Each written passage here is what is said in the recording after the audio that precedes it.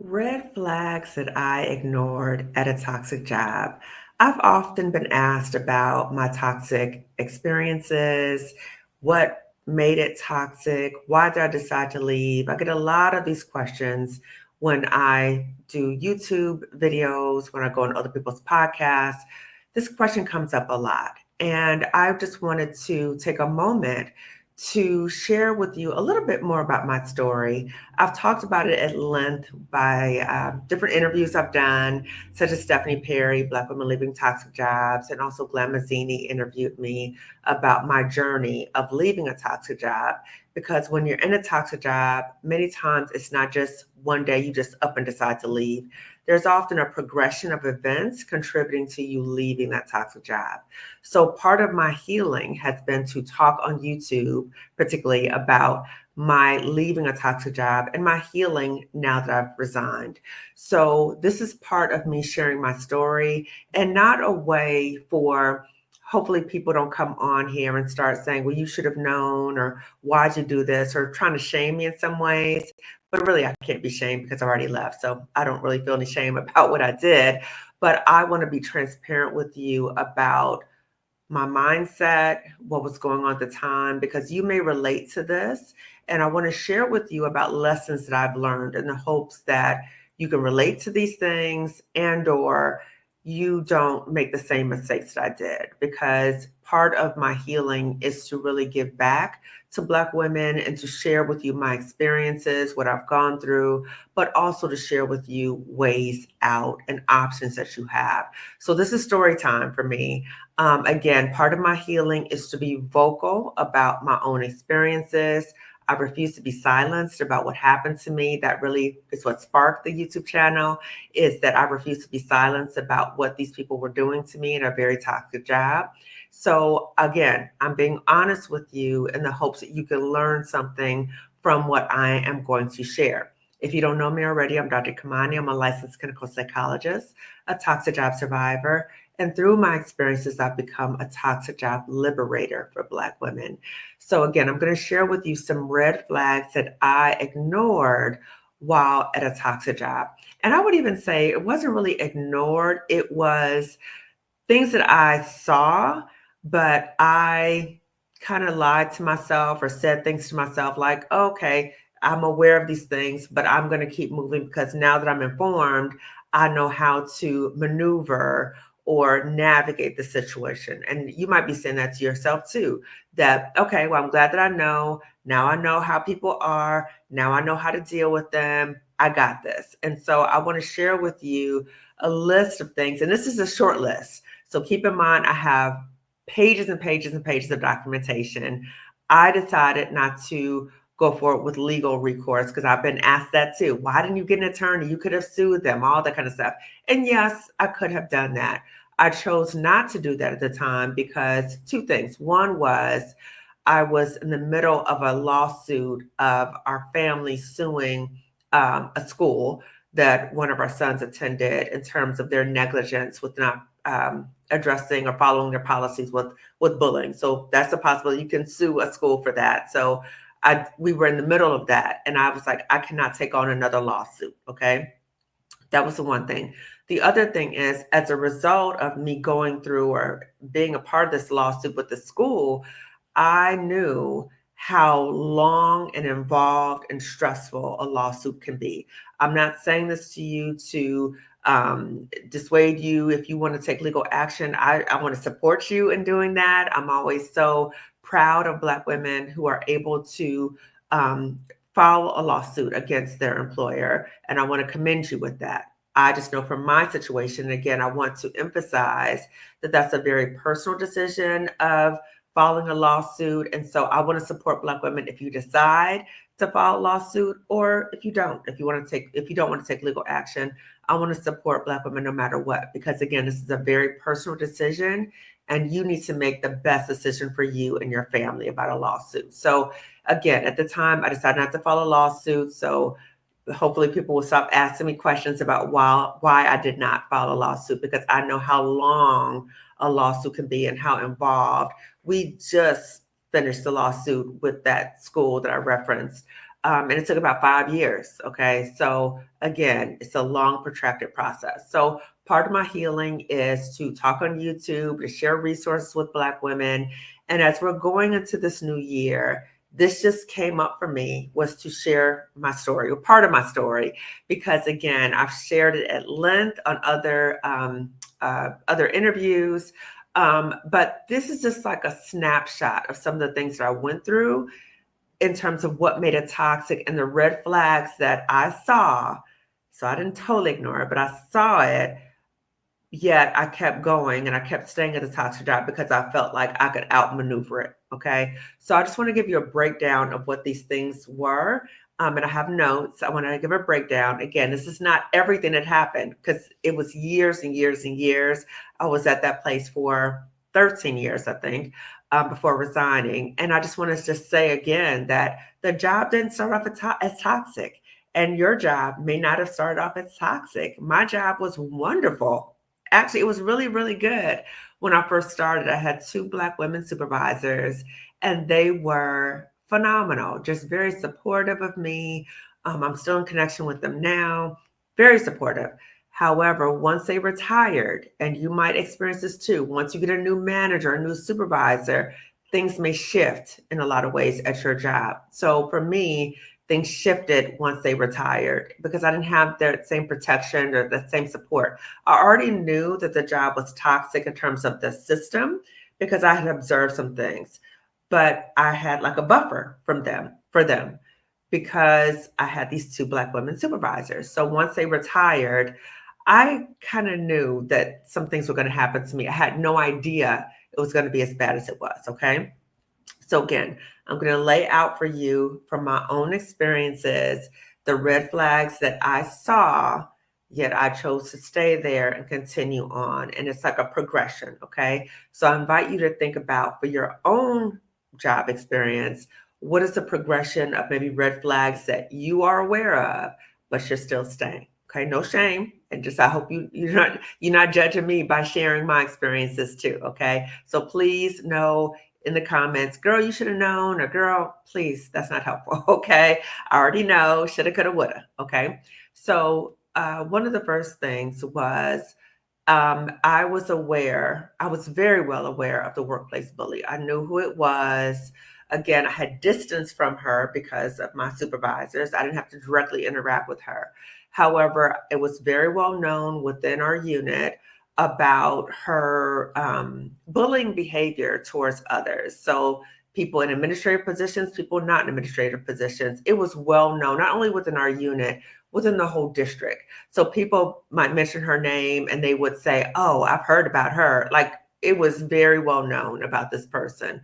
So one of the things that I knew was there was a Black woman administrator who was having very negative interactions with the bully.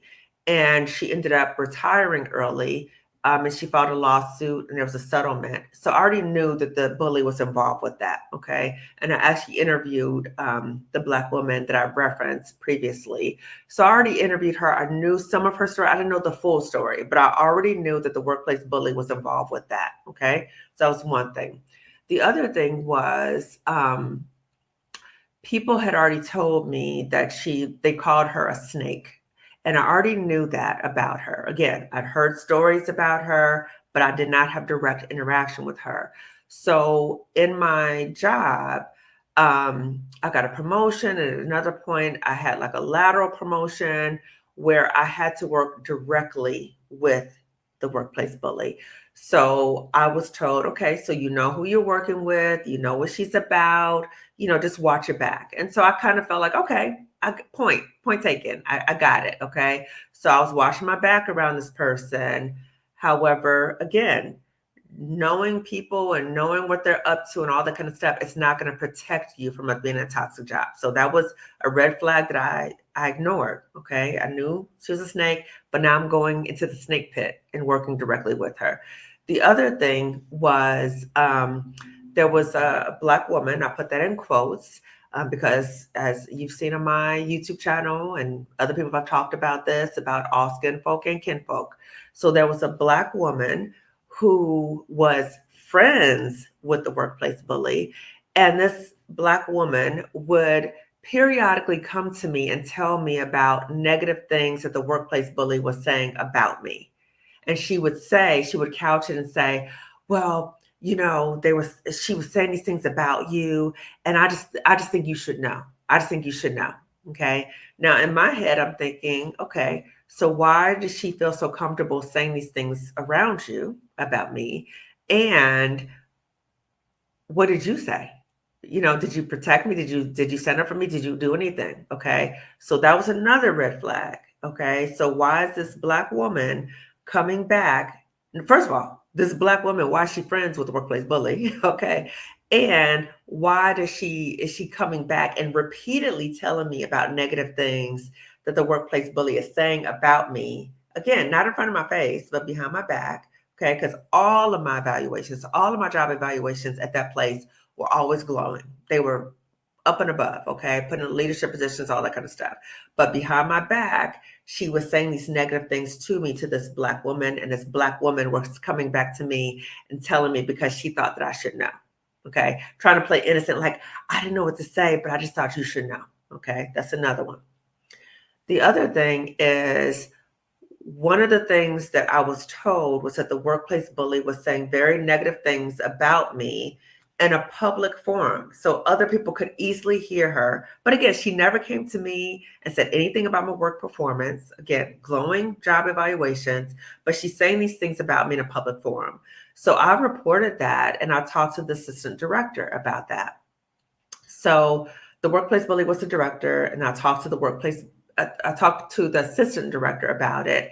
And I was adamant that I did not want to have meetings alone with the workplace bully. Not that I'm scared of her, but I knew she was sneaky and I knew that she would say certain things and she could contort certain things. I wanted a witness to any type of interactions that I had with her. Again, I knew the red flags. I knew she was all these things, but I'm thinking, okay, if there's a witness there, or if I'm not going to meet with her alone, then maybe that's a workaround. No, that wasn't a good idea. Anyway, so I told the assistant director what happened. I said I would not have meetings alone with the workplace bully.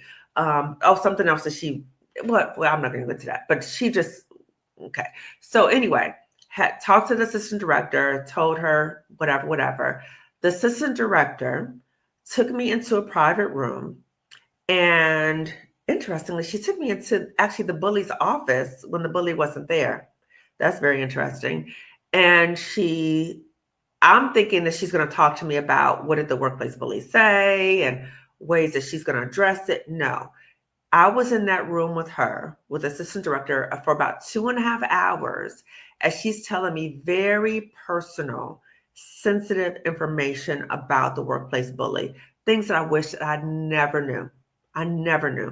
Now, I've never come out publicly and talked about what the assistant director said to me about the workplace bully because I'm not a gossipy person, number one. Number two, I wish, again, I never knew this information. And it was just very personal, sensitive information about the workplace bully. Okay. And she's just going on like 2.5 hours, like professional stuff, personal stuff, just like you talking about airing dirty laundry. She just went at it. Okay.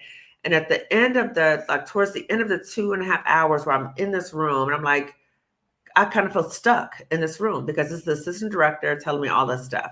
So she says to me, this information is confidential. Okay, so putting me in a really bad position. And she was asking me what was my next step.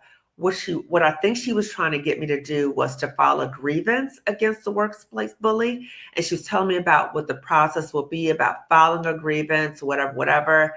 But I could tell it's a setup because she wanted me to file the grievance because she had issues with the director too. And she wanted me to kind of follow along to kind of, I guess, push the director out of her position. But I was like, I don't want to be involved with this messiness because, again, now you're putting me like more of a target for the workplace bully for retaliation. So I didn't sign on to that. But again, that was a huge red flag that the assistant director is telling me all this woman's personal business. Now, keep in mind, too, I'd already heard about the workplace bully's personal business from other people who had seen her outside of the work environment. So again, I don't want no parts of that. It was messy, messy, messy, messy. And I'm not a messy person. So I'm not going to repeat the things that she shared with me, but it was very, very messy. Okay. The next thing in terms of red flags that I ignore, but I kind of thought that I could maneuver was at the school district. So I used to work for a school district in LA, so the second largest school district in the nation. And if you look at the demographics in LA, it's mostly Latino kids within the school district, right? So my work, I'm trying to support all kids in the school district. And I also recognize that Black kids within the school district were not really getting the attention and support that other groups of kids were getting. So there would be different initiatives that would come out and, support for special groups of kids within the school district, but Black kids were often ignored. And so I was the one, in meetings and all these other things, I would be the one, well, what about the Black students? What about the Black students? And people would they knew me, in terms of being the one to advocate for Black students. And that's how people started calling me Harriet Tubman at the job, because I was a tireless advocate for Black students. And I would always ask, what about the Black students? What about the Black students? Now, the response to this was, well, you should focus on all students. We're focused on all students. And I was like, yeah, I'm focused on all students too. And I'm also asking about specifically Black students, because the Black students get missed in these so-called programs for all students. But that was another sign. So the pushback that I got with, I dare to say Black students, big red flag, okay? But me in the moment, I'm thinking, okay, I am Harriet Tubman here, so I'm going to try to find ways. I'm going to make, form connections with people within the district. I'm going to have collaborations. I'm going to do these different things to support Black students. So after Trayvon Martin and a lot of other tragedies happened, again, I'm in the mental health unit within the school district. We focus on trauma. We focus on educating the school district about trauma and trauma-informed practices. So when all these Black people were dying and, we just saw these atrocities, heard about these atrocities, my unit, the mental health unit, had nothing to say about what's going on with these Black people being killed and the impact that it has on Black students. Silence. But if there was an earthquake, if there was a hurricane someplace, if there was some other type of tragedy or trauma, they were all on it. Okay. They were all on it, talking about it, providing resources, nothing. I'm talking about crickets in relation to Black people. So I, was asking, so what are we going to do to support Black people or Black students? And I remember this one particular situation. I just remember this. This was right after Kobe Bryant and his daughter were killed, and a number of people were killed in that very tragic accident. And after that, there was a meeting, and it was me, the other Black woman that I referenced before, and two white women who were in administrative positions. And we were asking them, what is our crisis response to what happened with Kobe Bryant and all the people, who died in that tragedy? And, our kids are impacted. We're in Los Angeles. Kobe was very well known in LA in terms of the Lakers, and, kids were impacted. And this white woman said, I don't know, I don't know if we should talk about that, because of, what he did. And I'm sitting there thinking okay, what does that have to do with what we're talking about right now? Right. So then she turns to the other white woman and she's like, I know, they're just saying all these terrible things about him because of what he did with that charge and blah, blah, blah. Right. Now I'm aware of what happened with Kobe Bryant and the court thing. I'm aware of that. I also am aware that he wasn't sentenced. But anyway, so he wasn't, whatever. So so the first white woman says, yeah, my friends are really upset and they're very triggered about, hearing about him and what he did and blah, blah. I'm thinking, are you kidding me?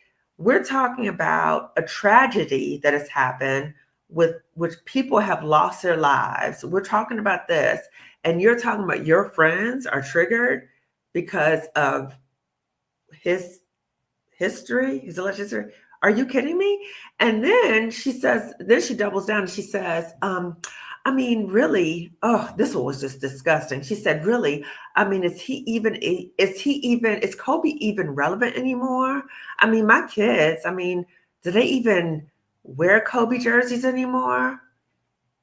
That was disgusting. That was truly disgusting. But again, I'm sharing with you about these things that I have, like these memories I have, and I need to get it out my system. I really do. And the more that I talk about it, the easier it is. And I want to share with you so you understand not only my experience and why I do this work, but also this is healing for me. It's cathartic to get it out. And what part of trauma treatment is that the more you talk about a traumatic situation or difficult situations, the easier it is. So it's kind of like if you have a scar and you let the scar heal and it kind of just falls off. So in time, this is what's happening to me. So this is scar tissue I'm moving through. Okay. So that was another thing. Something else in terms of red flag that I went through a situation was um, there was a retirement party, but it was going to be held at the house of the workplace bully. I was sick. Like the anticipation about it, I was sick. I had other Black women contact me that day, and they were like, "Oh, I don't want to go, but I want to support this person who's retiring. I don't want to go." And like literally all day, I'm just like dreading it. But I'm also coming up with the exit plan. So, okay, so I got to go to the workplace bully's house for this retirement, but I'm only going to stay X amount of time and I got an exit excuse to get out. Okay. So I'm preparing myself to go in. And so walking into her house, I'd never been to her house before. And before going into there were a group of us, a group of Black women in front of the house, and we're all looking at each other like, OMG, are we really walking into this woman's house? We all had the same look. And you know, that sister girl looked like, oh my gosh, let's just get this over with. So when I walked into her house, I felt unsettled the whole time. So you talking about walking into the lion's den, it was like that. Now she was nice, right? She was nice to all of us at the event, but I felt sick. I couldn't eat. My stomach was in knots. I literally felt sick. I felt like, again, I'm walking into the workplace bully's home. Like I did not want to be there. Yet I felt the need to be there to support this person who was retiring, right? Now, something that was very eerie for me was in the workplace bully's house, she had like a collection of crucifixes. And that freaked me out. It freaked me out. It just reminded me of like, and I'm not really a religious person, I'm spiritual, but it reminded me of like Pontius Pilate or something like that. I was like, oh my God. It just, you talk about repulsed. I was repulsed. Like, how can this woman have all these crucifixes on her wall and she has terrorized and ruined the lives of so many people? You talk about she has crucified so many people and acted like nothing's going on. She got a collection of crucifixes. Okay. So that was another thing. Seeing that and becoming physically ill. But yet again, still thinking, okay, well, you know, that was one time I ain't never got to go to her house again. I never want to go to her house again. I don't even want to know anything about this woman. Let me just do my job. Okay. That was a lie I told myself. Now, as time went on, I started becoming more vocal about things. I started becoming more vocal about why are we not speaking about different experiences of Black students. Like I was very vocal. Okay. Now, shortly, you know, I'm doing all this stuff, saying all these things, collaborating with people, doing this thing, doing my work, right? Doing my job and doing up and above, doing other innovative things with approval by my supervisor. So it got to a certain point where out of the blue, literally out of the blue, I had no awareness that this was going to happen. Out of the blue, I was demoted. And they told me, the white woman who I told you about, Kobe Bryant, that was my supervisor. Okay. So the white woman who said, oh, Kobe's not even relevant anymore and her friends were triggered, that same person was the one who told me that I was demoted. And she said, because your position is no longer a full-time position. I'm thinking, what are you talking about? Like, I'm clearly doing I'm doing full-time work up and above, and I'm doing other duties as assigned. I'm doing that too. Okay. But she says, your position's going to be phased out. And this is the another red flag here too. So when I worked for the school district, I was in the mental health unit. Most of the staff within the mental health unit were social workers. They had psychiatrists as well. And then at the time, I was the only clinical psychologist in the whole school district. Okay. So when I was hired, there were two of us. That was actually the person who brought me into the job. He left. And so then it was only me. I'm the only clinical psychologist in the whole school district. So they said, okay, so when I had promoted, follow me, when I was promoted, they closed my position in terms of the clinical psychologist position. They closed that position because there was nobody else who did that position. Okay. So I was promoted, they closed that position. But guess what? They said, you know what? So we're going to demote you, but we reopened that position to demote you. Okay. Now you talk about some red flags, blinking, blinking, blinking, blinking, flashing, flashing, flashing, flashing. You demoted me, but you reopened the position to demote me? Okay. So then, okay, so they demote me, and then she says several things. She said, one, that I was going back to my entry level position. So by this point, maybe I'd been at the job maybe 10 years or so, 10, 11 years. So I was being put back to my entry level position where I started. So that was a huge pay cut. It was going back to my entry level work. And I'd been there again all this time, doing all these other things, had been promoted, entry level position. I had never heard of anything like that happening at the school district. Never. Okay. So put back to my entry level position. By this point, I had already co-developed a training with another Black woman about racial trauma. Because again, my unit, mental health unit, said nothing about racial trauma. Nothing, nothing. So I took the initiative and I had an idea. I went to another Black woman. I said, hey, I have this idea for a training. Do you want to work together? We worked together. We developed this really good training. We start training throughout the district.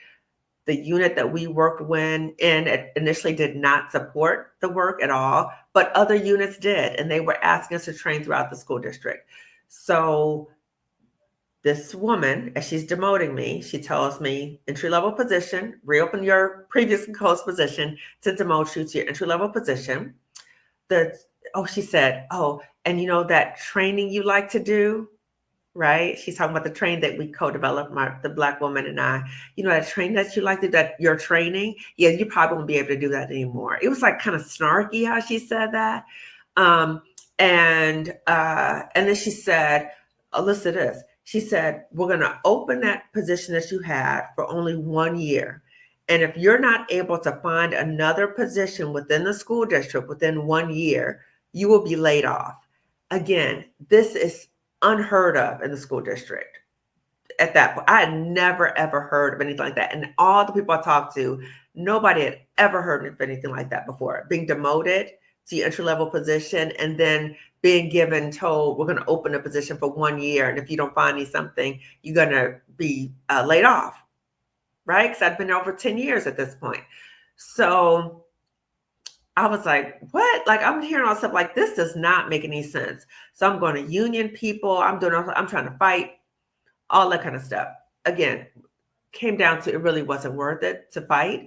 But again, I'm thinking, okay, no problem. I'll go back to the entry-level position, even though I'm sick about it. I'm sick about it. Just think about positions that you've outgrown entry-level and having to go back to that. I'm sick about it. So, but I'm saying, okay, it's okay. If I'm still able to do the training, I'll be okay. If I'm still able to support Black students in this other way, I'll be okay. But then they're saying that you probably won't be able to do that. Just a whole bunch of mess. Okay. So this is, again, building up. So then the white woman that I told you who just demoted me, she says, but you might be able to do a grant to fund your position. Another red flag. I work for the school district. This is a government position. You're telling me to get a grant to fund my position, but you know what? I'm like, okay, I can work this. So guess what I'm doing during my off time? I'm looking up grants. I'm coming up with ways to write up this grant proposal, right? You talking about falling for the okie doke. It's presented to her. So she's trying to poke holes at the grant. It was a good grant proposal. She poking holes at it and blah, blah, blah. Needless to say, that went nowhere. Okay. Because that was a bunch of mess. That was a lie. That was a lie. Okay. After that, I continued to do the entry level stuff, which I could not stand. It really made me dislike doing therapy. It really took all the love that I had for doing therapy, it just took it all away. Okay. Like when somebody makes you do something and on their turn, it was just ridiculous. So I started really disliking doing therapy at this thing. So my only like glimmer of hope was when I was able to do trainings, continue the training that I developed, co-developed with the Black woman, right? As I was doing these trainings with the Black woman, another red flag was the Black woman started mentioning that she wanted to promote to an administrative position. And I was like, well, I'm going to be as vocal as I can because there's nothing I can lose at this point, right? So I'm doing the trainings. But what I noticed was each time I co-presented with this Black woman, she always had a critique for me, like always a critique, like, oh, you got to remember this, oh, da, da, da, da. But I would never critique her. I would always say, that was a really good job, give her a high five, whatever, whatever. But every time she would make a critique, and then it started getting to the point where she would literally say things like, well, Kamani doesn't want to promote, but I do. So I got to watch what I say, whatever. And it was just like kind of throwing me under the bus. And I just was like, yeah, my point is, and what I'm clear with, I will never hold back my tongue. I will never stop telling the truth. We're trying to promote, right? So I would like kind of come back at it and say that. But that again, another red flag. And so again, these things started escalating. Now, I also want to just tell you too that all along, the whole time I was at that toxic job, what I started to realize was that there was a lot of Black women who were not that much older than me who were getting really sick. They were having heart attacks, they were having strokes, and they were dying.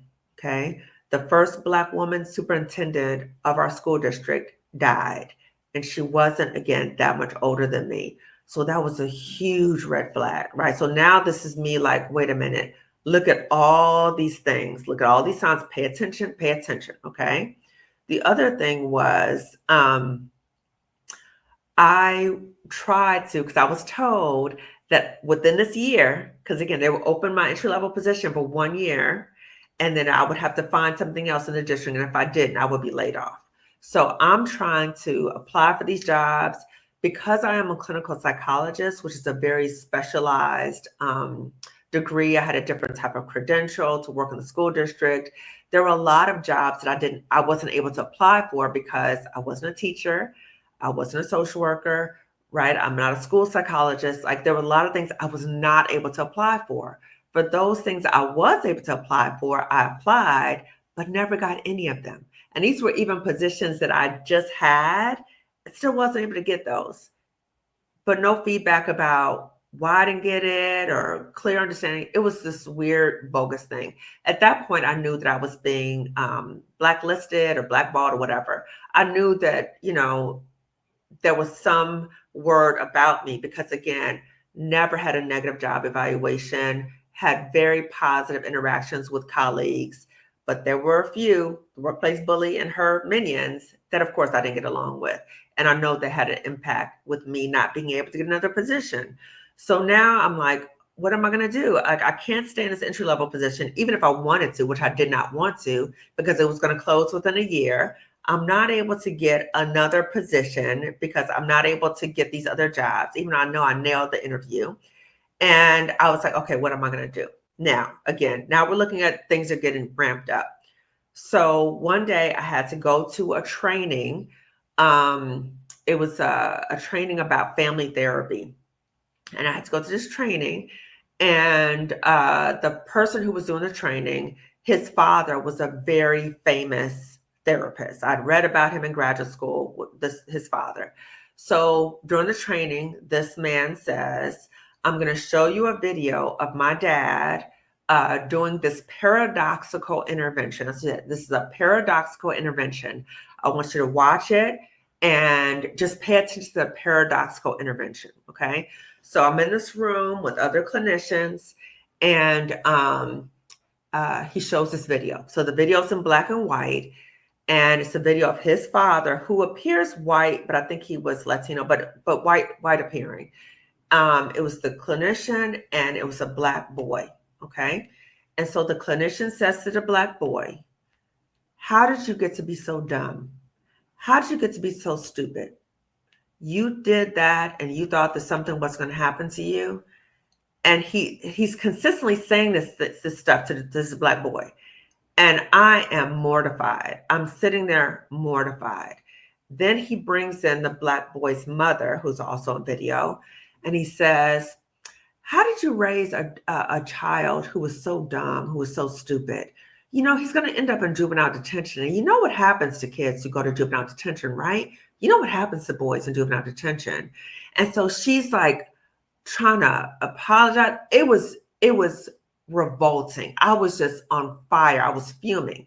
So I'm looking at my phone. I'm looking down at my phone because I see some text messages come in.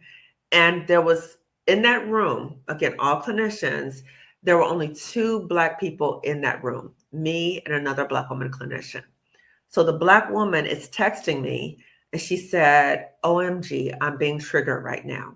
And I said, "I am too, and I'm going to say something." Again, I'm Harriet Tubman, okay, at the job, so you know I'm going to say something. So he finishes showing the video, and he's really proud of his dad. And, so what did you guys thoughts about the paradoxical intervention? And so the room was silent. And so I raised my hand, and I mentioned and I noted that I found the video to be very offensive, particularly for that young Black boy, and talked about racism and how insensitive that was and blah, blah. And he was not liking what I said. And he said, "I told you to pay attention to the paradoxical intervention. I told you don't focus on anything else. Just look at the paradoxical intervention." And I'm just calm. And I said, "I saw the paradoxical intervention, yet I still found it offensive. I thought it was very culturally insensitive." And he's like, "Culture has nothing to do with it." And I said, "Culture has everything to do with it." Now, again, he's getting heated. So he's yelling, and I'm like, "Culture has everything to do with it." So then he says this, listen to this. He said, "Well, I showed a Black man from the South this video, and he didn't have any problem with it." I said, I'm coming right back at him, right? I'm just calm. I'm coming right back at him. I said, "Well, not all Black people are the same, and maybe he has some struggles with internalized racism, but I'm telling you that I found the video to be very offensive, and I just want to just say that to you. I don't want to go back and forth." Okay. So then at this point, he gets like in a huff or whatever. He's like, "Okay, let's take a break." So keep in mind, when I'm having this exchange with this person, all these people are watching, including the other Black woman. Not one person said anything. Not one. When we go out to break, I have people coming up to me at the break, including the Black woman. "Thank you for saying something. Oh my God, that was so horrible. I didn't know what to say. Thank you so much for saying something." Okay. Again, I'm out here or whatever. Now, come to find out that the unit that I was working in, they had contracted with this person to do supervision or consultation calls with him about family therapy. And I reported what happened. Okay. And I also said, I will not be a part of these consultation calls. Okay. Again, another red flag. Okay. Now, this was, I think it was like a 2-day training with this dude. The second day that I was driving to the training, once I got to the training site, there was this notice on my dashboard, which I'd never seen before. It was like a picture of like a coffee cup with steam coming from it, and it said, "Take a break." I was like, "What the heck is this? What is this?" So I started asking other people, like, "Has this ever happened with your car?" Like, I was asking who had similar cars as I. And what I came to find out was, as I was driving to that training, apparently I was driving so far off the line that the car was basically the computer system was like, this woman is driving so much off center, like she needs to take a break because this is dangerous. Okay. So another red flag. But I was like, okay, whatever. I'm not gonna be part of this consultation call. I'm gonna be okay. Okay. So this is the final thing, in terms of red flags. Uh, Maybe not the final thing, but this is all I'm gonna say for now because I'm getting tired of talking about it. But so I had always gotten the feedback that, you know, I was not able to get funding to do work to support Black students or other staff helping to support Black students because there was no funding. There was no funding available. Well, the district got a whole bunch of money to support Black students, right? So I'm excited. I'm like, oh, okay, yes. So I can help support Black students. And very interestingly, Black administrators who were part of that unit came to me and they were like, oh, we're so excited because the administrators in your program have told us that you're going to be doing our trainings for us and you're going to be going to the school sites. And so I'm excited. Right? So I go back to my unit, the so-called supervisors in my unit, and I'm like, oh, I talked to so-and-so and they're so excited with us working together and me doing training. They said to me, you will have no involvement in that program. And I was like, wait a minute, but I thought, and they're like, no, you will have no involvement. So the administrators, these Black administrators in this program for Black students are coming to me saying that these people had told them that I would be doing their trainings, but these people are telling me that I can have no involvement in that program at all. Okay. At that point, I was trying to get people in the same room. And at a certain point, I was like, you know what? This is a bunch of mess. So what am I fighting for? They are not going to let me help support Black students in any way, even though that would benefit the Black staff and helping Black students. They were so set against me trying to help anybody because it was me. They were like, oh no, we're not going to let you do anything because how dare you do these things and you're outshining us. Okay. The whole PETA threat, I did a whole video about that. Right. And just to let you know, if you haven't seen that video, that the director, so it's a different director at this time, because guess what? The workplace bully did what? She got promoted. Okay. I'm demoted. She got promoted. Okay. So she puts her friend in the position of director. And he tells me, this was not smart of him, but he told me flat out, he said, the reason why our unit is not supporting the training that you developed, actually I co-developed it with another Black woman. The reason that we're not supporting it is that you present that training as if it's your training. Okay. Even though that I was the initial person who came up with the idea, I was the one who sought out the Black woman to co-develop the training. We co-developed the training. We're co-presenting. When she promoted, I'm out throughout the whole district. The district is huge. I'm out here by myself doing these trainings. And you're saying to me, we're not going to support the training because you presented as your training. Okay. So all these ridiculous things, it got to the point I was like, what am I fighting for? I'm not going to be able to do the work that I want to do. And what's the point?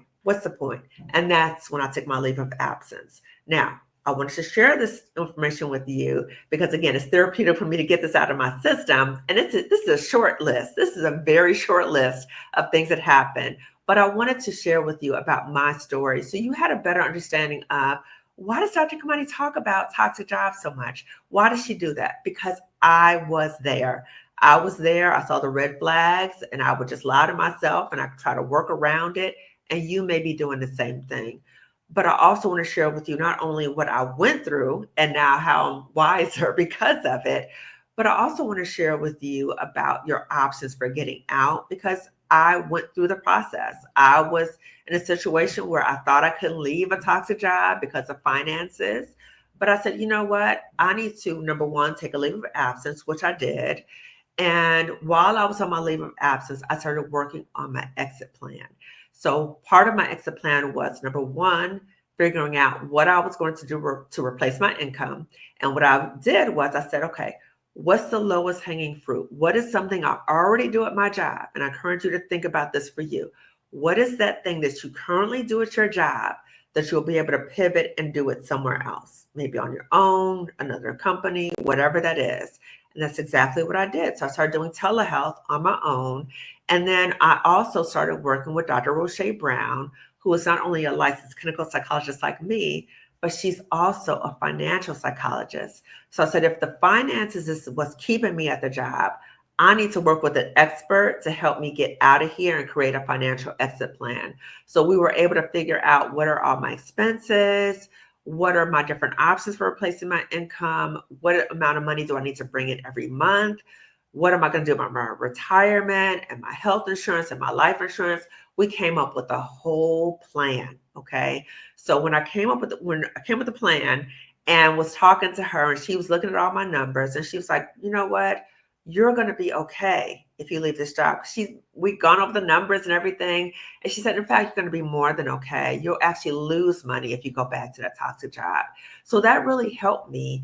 Now I'm thinking like, okay, financially, I'm going to be good. And so because of my experiences, because of all that I went through with that toxic job, but also my experiences of how I got out the toxic job, I said, you know what? This is what I want to share with Black women. And this is why I'm so passionate about it, because I know the feeling. I know what it's like to be beat down, to feel like there's no way out, to feel like, oh, well, you know what? I got this and they're not going to run me. I know that feeling. I know that feeling. I said those things to myself, but I was lying to myself. And I want to share with Black women the ways that we can get out and the ways that we can leave and do well after we leave a toxic job. It might be scary. And that's why I want to share with you my journey, because I want to be the person who walks with you through that journey. So even if I don't know you personally, I hope that you are able to see me sharing my story unapologetically, sharing my story with you, sharing resources with you, and knowing that even if we don't know each other personally, that I am someone who is in your corner. I am someone who wants to walk with you through the fears, walk through the fears, because the fears, you're going to feel those, okay?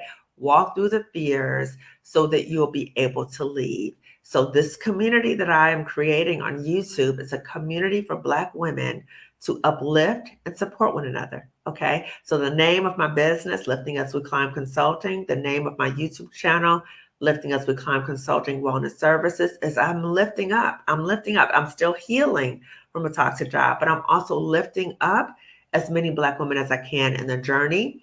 So one of the things that we're doing right now, one of the things I'm lifting up Black women is not only through my YouTube videos, which is free for everybody. I also have a free webinar, which is in the description section, about how to exit a toxic job. So again, that's free webinar. I love free.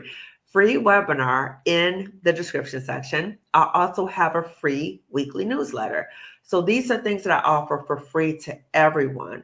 However, if you're at the point where you're like, I need more support, I need an actual plan, I need to figure out what to do, what I'm offering right now is the financial masterclass with Dr. Roche Brown. So the Black woman who helped me, the financial psychologist who helped me get my financial exit plan together, I'm collaborating with her for the financial masterclass so that you will be able to create your financial exit plan, even though you may have thought, coming in, you may have thought, it's no way that I can leave this job. This is a good job. I got good benefits. I got, my retirement. I got all these other things.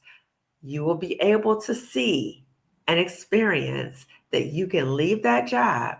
You can find either another job, create your own business, have a side hustle. You'll be able to leave that job with multiple streams of income. That's something we talk about in the financial masterclass, because you don't want to be dependent on just one job for your money. You don't. Okay.